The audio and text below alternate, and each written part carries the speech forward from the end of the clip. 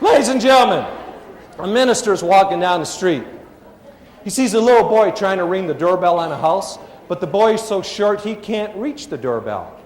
After watching the little boy struggle for a while, the minister walks up behind him, places a kindly hand on his shoulder, and gives that doorbell a real good ring. The minister looks down at the boy with loving eyes and says, "And now what, my little man?" The boy looks up and says, "And now we run!"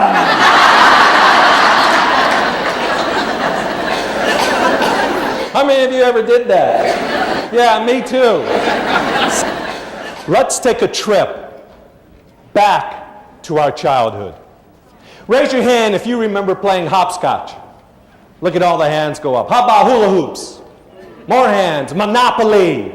The game that never ended. Remember pixie sticks? Kool-Aid in a straw? Jawbreakers? Those red hot ones, you could suck it only 5 seconds at a time. And the candy necklace. So cool. You let your friends eat it right off your neck.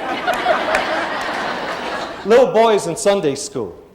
He's listening closely to his teacher talk about this quotation from the Bible. "From dust thou art, and to dust thou shalt return." After the lesson, he runs home, peeks under his bed, goes up to his mom and says, "Mom, is it true we're dust before we're born?" That's what the Bible says. "Or is it true we're dust after we're dead?" "Yes, son. Why do you ask?" "Well, come with me and look under my bed. Quick, somebody's either coming or going."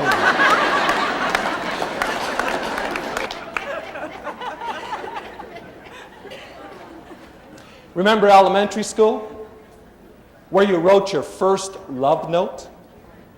You took out a piece of paper and you printed, "I like you. Do you like me?" Then you drew 2 boxes. Next to one box, you wrote the word yes. Next to the other box, you wrote the word no. Underneath the 2 boxes, you wrote check only one. The yes box was twice as big as the no box. Your first attempt at subliminal psychology. Then you took that love note and folded it over and over and over again until it was the size of a Post-it stamp.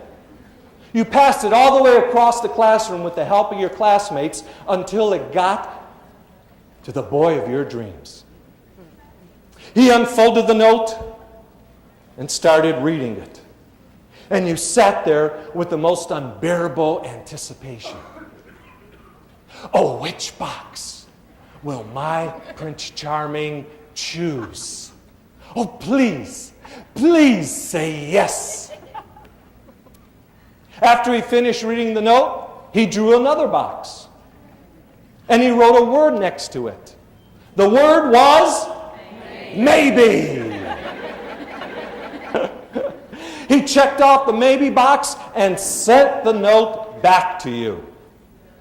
Guys wouldn't make a commitment back then. They won't make a commitment now.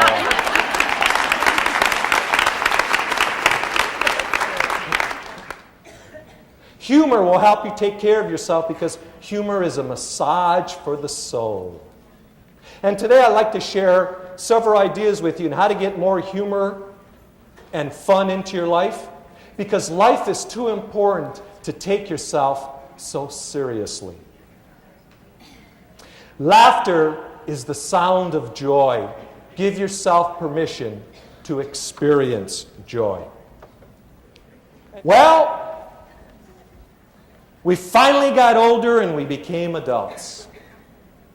And why didn't anybody warn us about this? Why didn't anybody tell us that we're going to keep getting older? You know you're getting older when people call you at 9 p.m. and ask, "Did I wake you up?" Remember as a kid how you hated to take a nap? And now as an adult you can't wait to take a nap? I know I'm getting older. I go out at night, and it takes me longer to recover from the fun I had than it took to have the fun in the first place.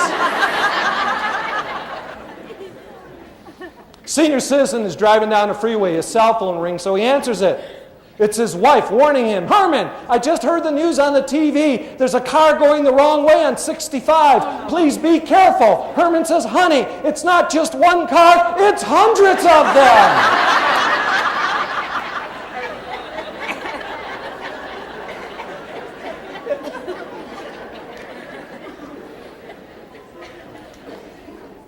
Do you know how many times we laugh as adults?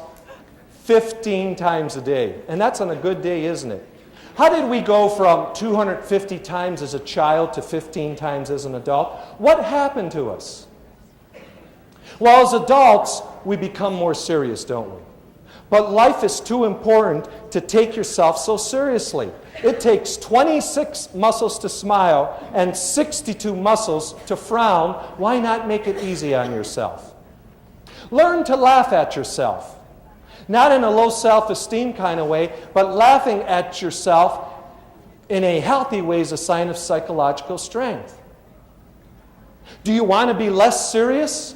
Learn to laugh at yourself. It really bothered me when I started to get bald spots. But I don't look at this as baldness anymore. I now look at it as more face. And every year I get to show more of my face. One thing I've learned is you don't really lose your hair. It just starts growing out your ears instead. You see, when you're able to laugh at yourself, your flaws start to disappear, and you feel better about yourself. Folks, if you really want to have fun in life, belly laugh. There are few things in life that feel as good as a hearty belly laugh. And the next time you see a child laugh, watch them closely. They're falling on the ground, they're rolling over. That's a real belly laugh. Many adults don't get it anymore. You've heard the way an adult laughs, haven't you? Ah-ha-ha-ha. Ah-ha-ha-ha. Stop it. You're making my side ache. Fred Allen says it is bad to suppress laughter because it goes back down and spreads to your hips. When we were kids, every single one of us knew how to belly laugh, but as adults, we've lost the art of belly laughing, but we can recapture it with a little practice. We are going to go through the anatomy of a belly laugh, a step-by-step process that involves several muscles. When you think something is funny, the very first muscle in your body to tighten up is the zygomatimus muscle. It connects the cheekbone to the corner of your mouth, and when this muscle is activated, it pulls on your lips. And you smile. Smile with me. Nice smiles. Of course, you've seen that insincere smile, haven't you? Oh, a new hairdo. It's nice. The muscles in your forehead are activated and they pull on your eyebrows. Lift your eyebrows and keep them up there with me. This makes you look taller and thinner. It's cheaper than a facelift. It's better than Botox. The muscles in your neck and jaw contract, and here's what happens. You show your pearly whites. Right now, show your pearly whites, but don't take them out. Now look at your neighbor. More information than you needed.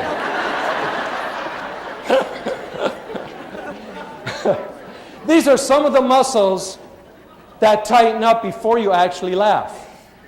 And now, the belly. The muscles in your belly tighten up. They force air out of your lungs. And for the first time, you can hear the sounds of laughter.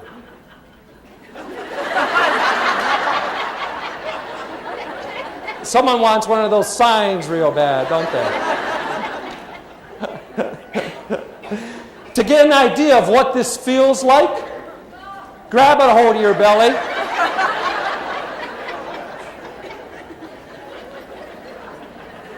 You may have options. Choose only one.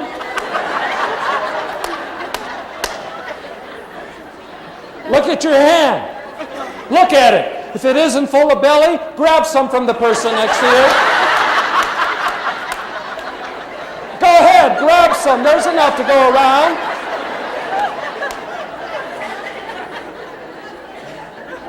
To feel this tightness in the muscles below, we're going to belly laugh out loud for 3 seconds. Ready, set, go.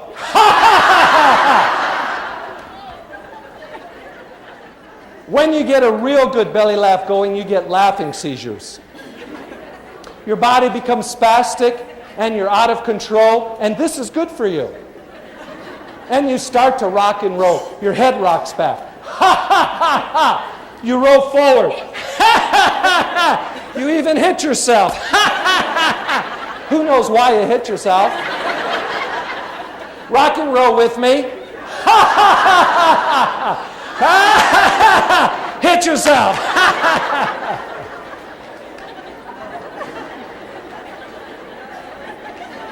Well, you folks are fast learners. You've recaptured the art of belly laughing.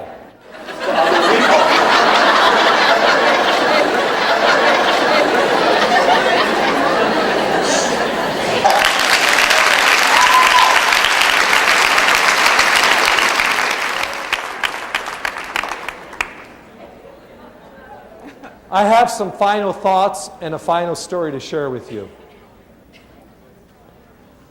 Think about it. Every single one of us was born with the ability to laugh.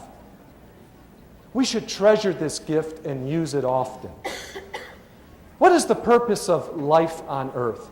To live your life with joy, or to be so serious you miss out on the joy? Make a commitment today to put more joy in your life, because life is too important to take yourself so seriously. In Reader's Digest, Judy Glenn says, every Tuesday my husband and I go shopping at the same department store. One Tuesday, my husband is standing in a small appliance aisle, holding on to the shopping cart while I took off to buy a few last-minute items. As I walk back, I notice he's facing in the opposite direction.